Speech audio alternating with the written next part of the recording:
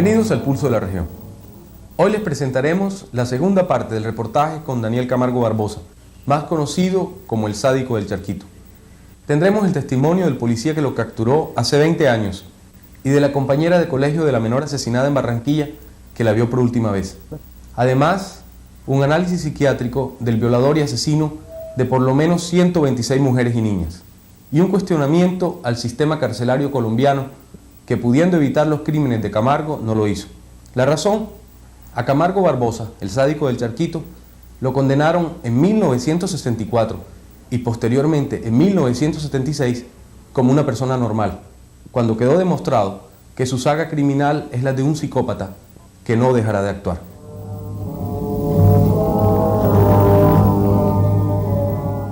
Por ejemplo, en mi caso, para beneficio también de la sociedad, que la ley tenga en cuenta más el aspecto psicológico, ¿no? Por ejemplo, en mi caso, yo no requiero 16 años de condena como estoy aquí. Lo que requeriría sería una psicoterapia, sería mucho más efectivo y benéfico para la sociedad, porque estaría absolutamente seguro de que jamás afloraría de nuevo aquel deseo, aquella tendencia, o como se le quiera llamar. Entonces lo que necesito es una psicoterapia, porque el castigo no es una panacea.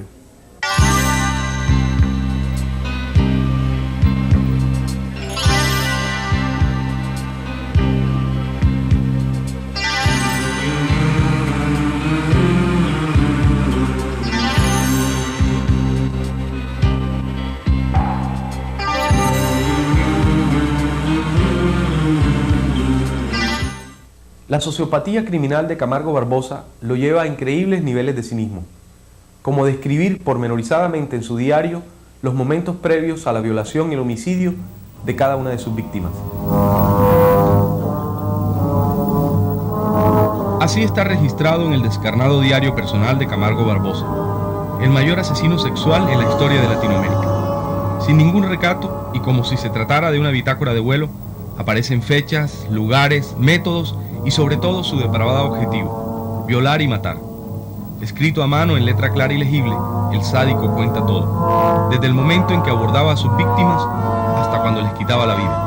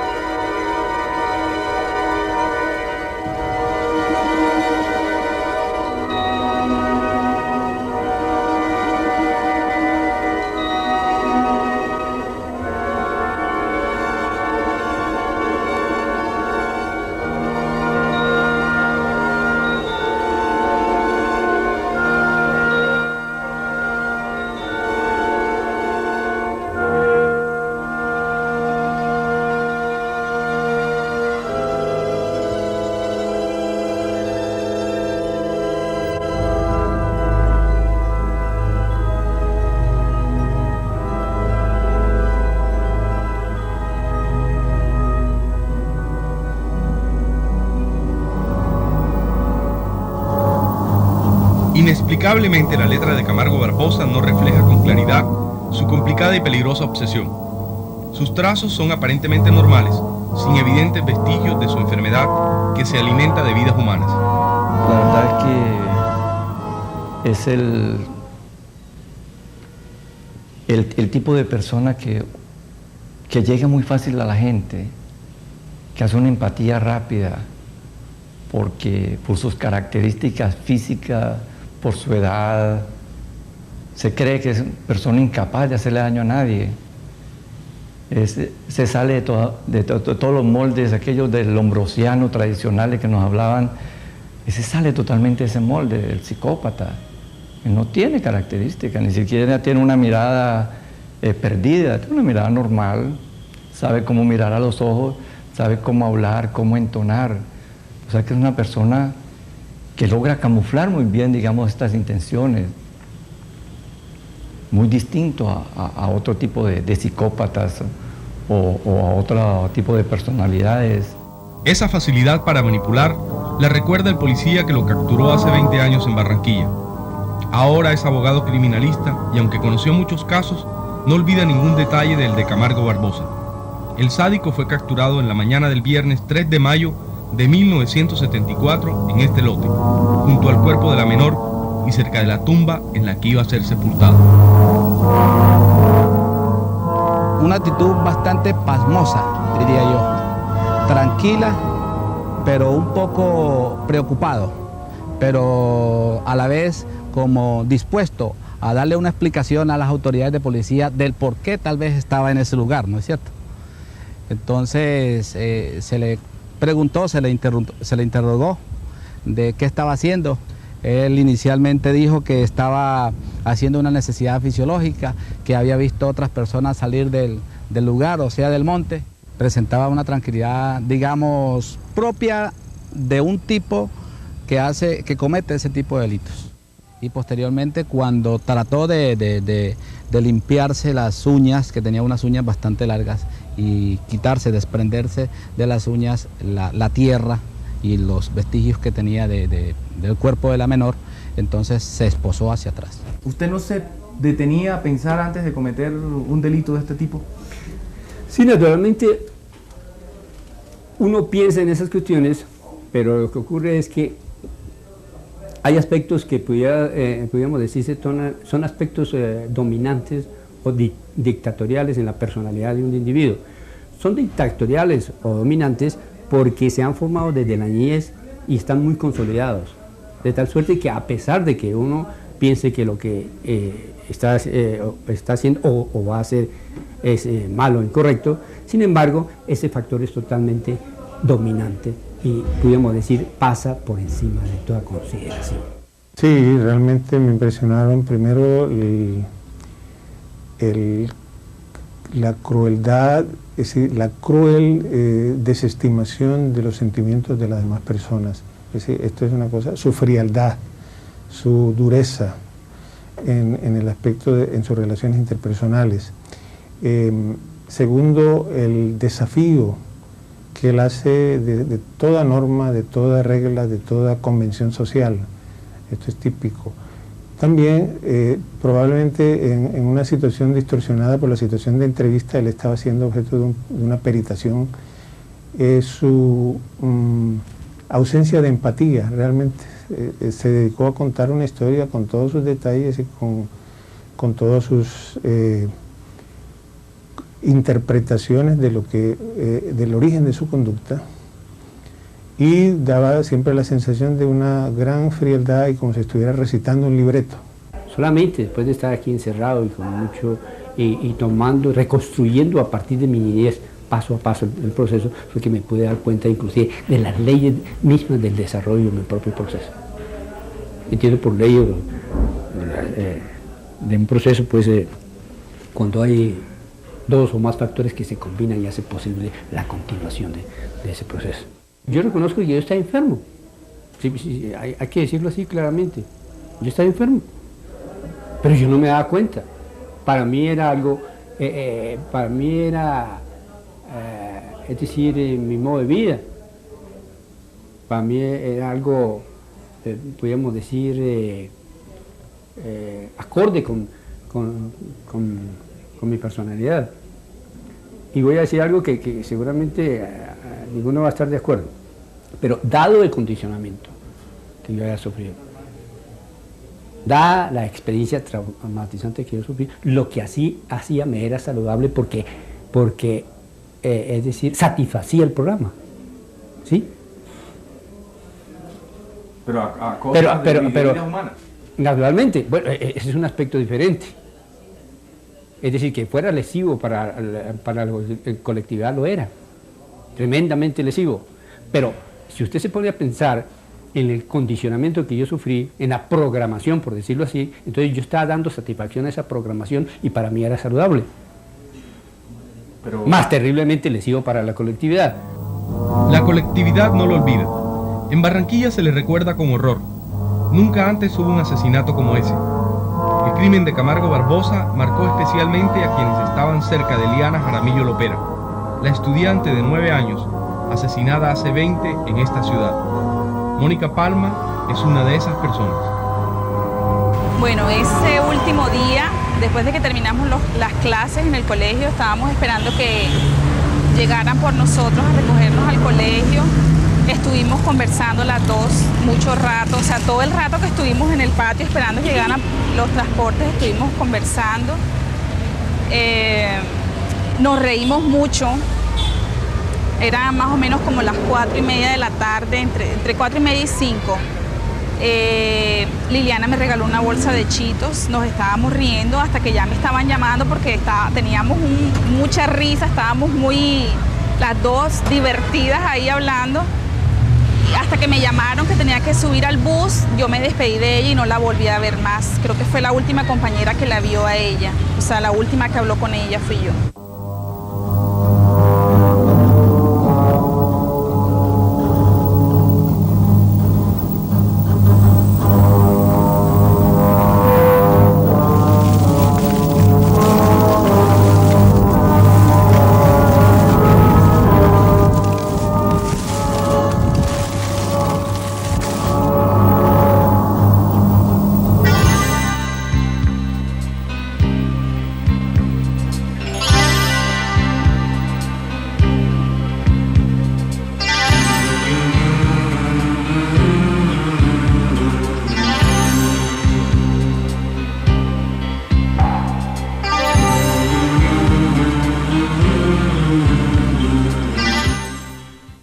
El volumen de víctimas en el caso de Camargo Barbosa es tal que ha sido planteada la hipótesis que lo vincula a una banda internacional de sádicos. Esta versión nunca ha sido probada.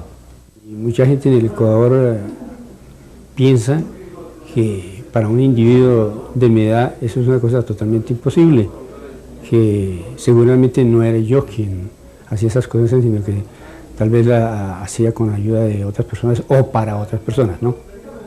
Pero en realidad eso no pasó de ser una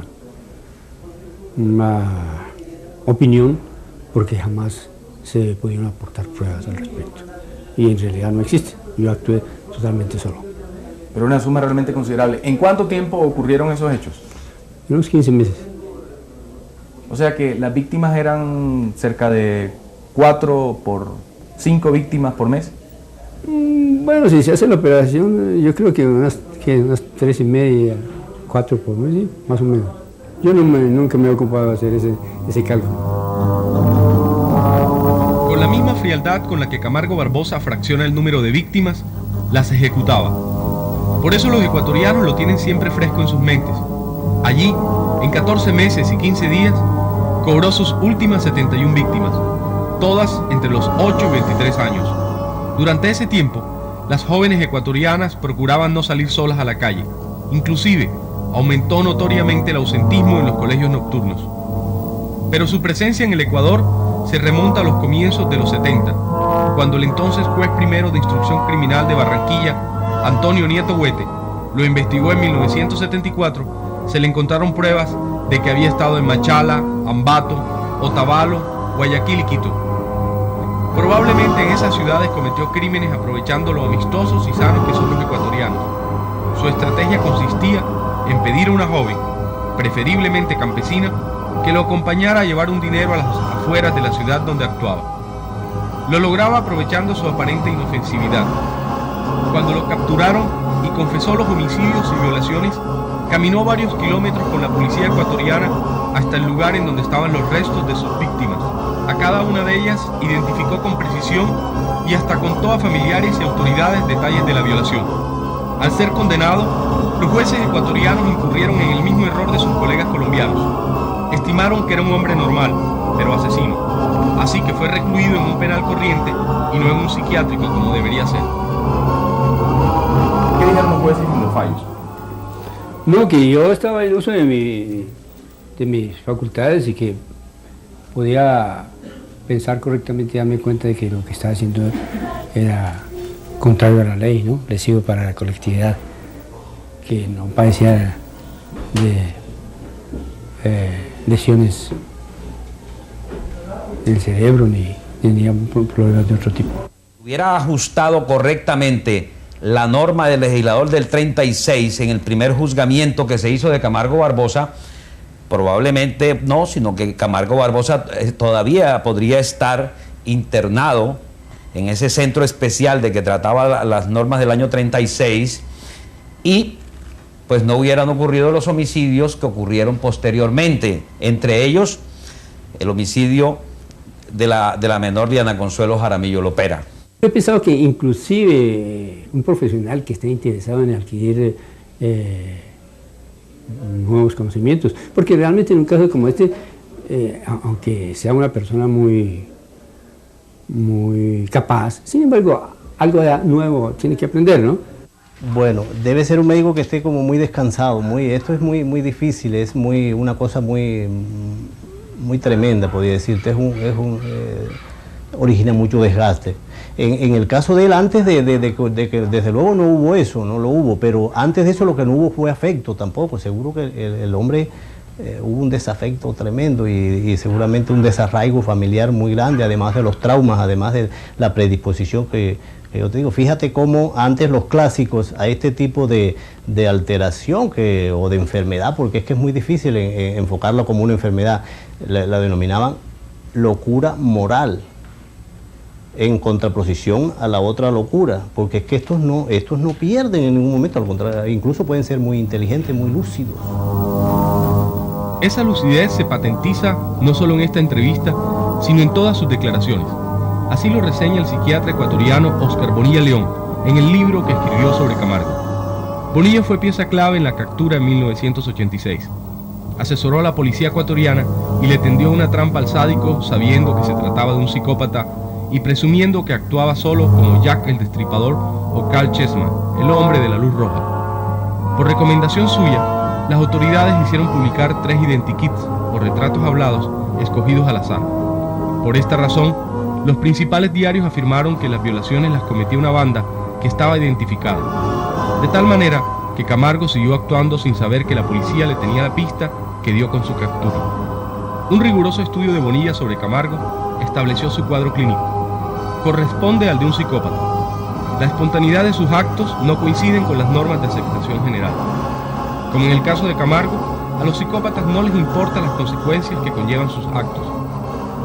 Un electroencefalograma tomado a Camargo estableció técnicamente que tiene puntas agudas en las derivaciones unipolares y bipolares del temporal derecho. Quiere decir que Camargo tiene un defecto de maduración del cerebro que puede ser la causa de los trastornos. El psiquiatra Bonilla concluyó que Camargo tiene desorden de su personalidad que lo puede llevar a ser neurótico, obsesivo, compulsivo y psicótico. Bueno, no, aquí no se me ha dado ningún tratamiento psiquiátrico, ¿no? Inclusive yo lo solicité, pero nunca han estado interesados en esa clase de cosas. Yo he tenido que hacerme una autoterapia basada en el materialismo dialéctico, ¿no? Es que, en mi opinión, el materialismo dialéctico no solo sirve para hacer revoluciones y cosas de esas, ¿no? El materialismo dialéctico sirve para todos los fenómenos del universo. ¿Y usted lo ha aplicado a su caso? Y yo lo he aplicado en mi caso. En mi caso, por ejemplo, he logrado destruir la esencia. ¿Cuál es la esencia? En mi caso, la esencia es sencillamente los resentimientos. Ahora bien, ¿quién me causó los mayores resentimientos? Mi madrastra. Ahora, si yo hice un examen cuidadoso de la personalidad de mi madrastra y comprendí que en una determinada etapa de su vida, al margen de su voluntad, ella sufrió una experiencia traumatizante que hizo que me convirtiera en una víctima, ¿no?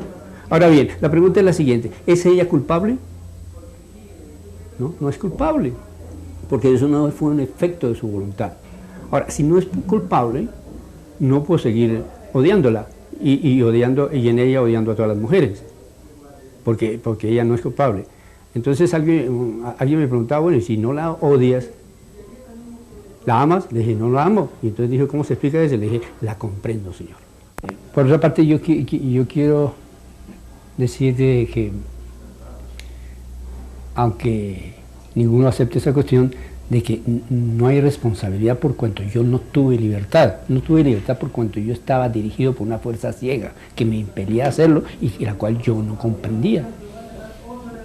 cosa diferente es hoy en día cuando conozco perfectamente todo lo que va de la causa al efecto. Conozco la forma en que se combinaron los diferentes aspectos, ¿no? Conozco cada una de las etapas y la esencia de cada una de estas, ¿no? Y la esencia del proceso en su conjunto.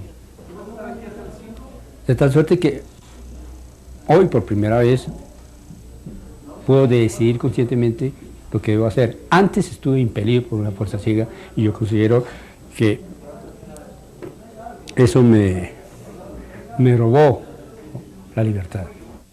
Realmente la conducta de un psicópata no es libre.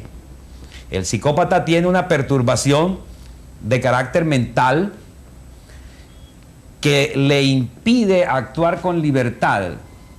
Y al no actuar con libertad, actúa en forma compulsiva.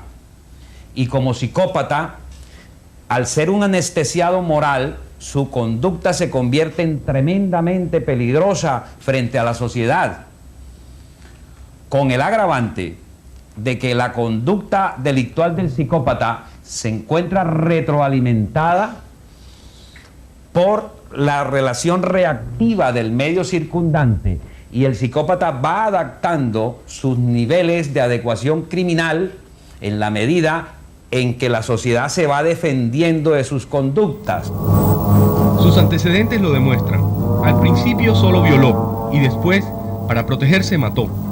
Y aquí se patentiza la falla de la justicia al no haberle dado la clasificación que merece. Dentro de 6 años, cuando salga libre, los 15 años que debe en Colombia por el asesinato de una menor en Barranquilla ya habrán prescrito. Igual ocurrirá con la pena que tiene pendiente por fugarse de la Gorgona. Para violar y matar, se aprovechó de su apariencia afable y sus dotes de vendedor, como un hombre común y corriente. Tengo 64 años. Nací en enero 22 de 1930. La mayor parte de mi vida me he ocupado de trabajar en ventas. Esta entrevista fue condicionada por Camargo a 20 minutos exactos, así que cuando calculó que se había agotado el tiempo, no demoró en insinuarlo. Cuando llevamos ya de entrevista bastante tiempo.